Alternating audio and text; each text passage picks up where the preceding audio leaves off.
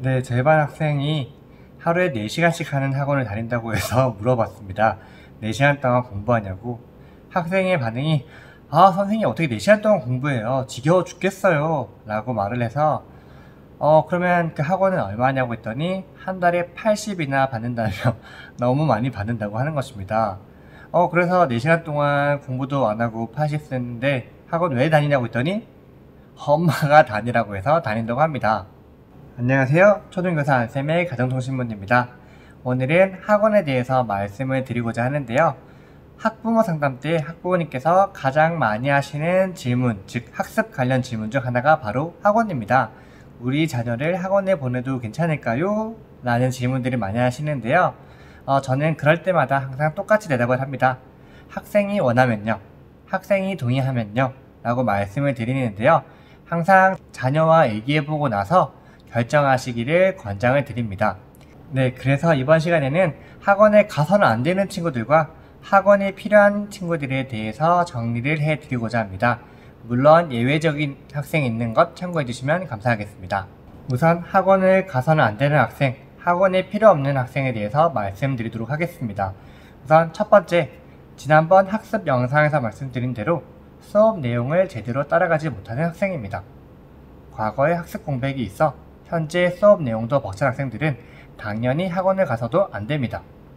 물론 복습을 위주로 하는 학원이 있으면 좋겠으나 그런 학원은 거의 없고 대부분의 학원은 예습이나 선행학습을 하기 때문에 이 학생들에게는 맞지 않습니다.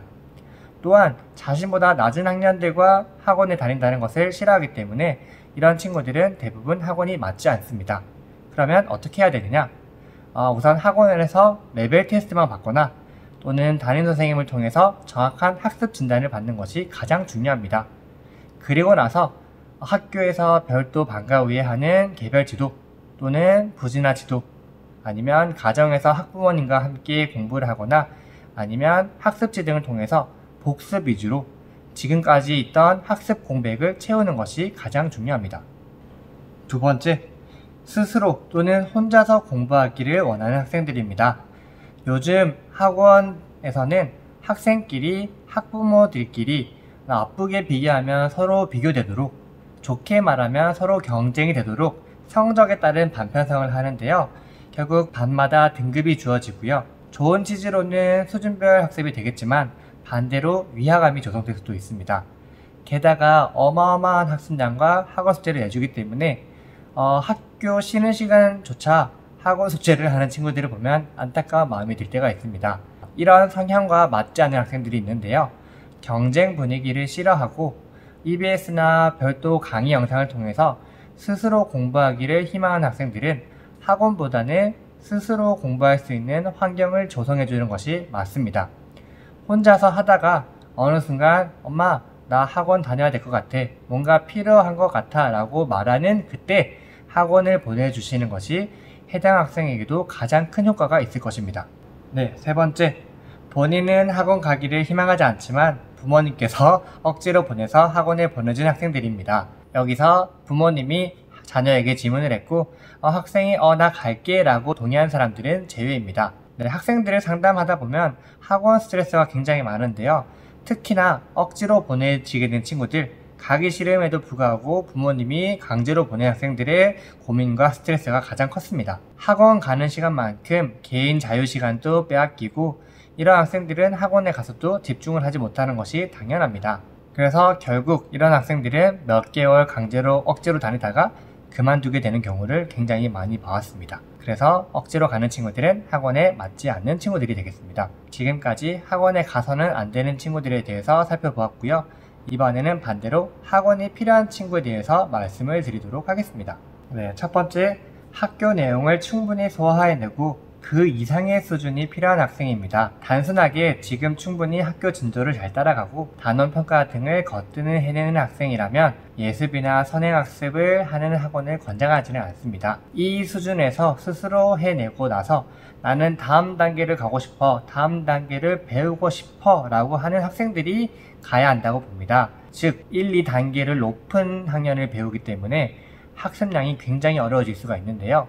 다음 단계에 대한 필요성을 느끼지 못하고 그냥 학원에 가게 된다면 이런 학생들은 학업에 대한 부담을 느끼거나 학업 스트레스로 이어질 수가 있습니다. 그러나 스스로 학습 욕구가 있고 극복하고자 하는 학생들은 이를 재밌어하거나 더욱더 배우고 싶어하는 학습 욕구가 있기 때문에 충분히 학원을 다녀도 되고 그런 효과를 받을 수 있는 친구들이 되겠습니다.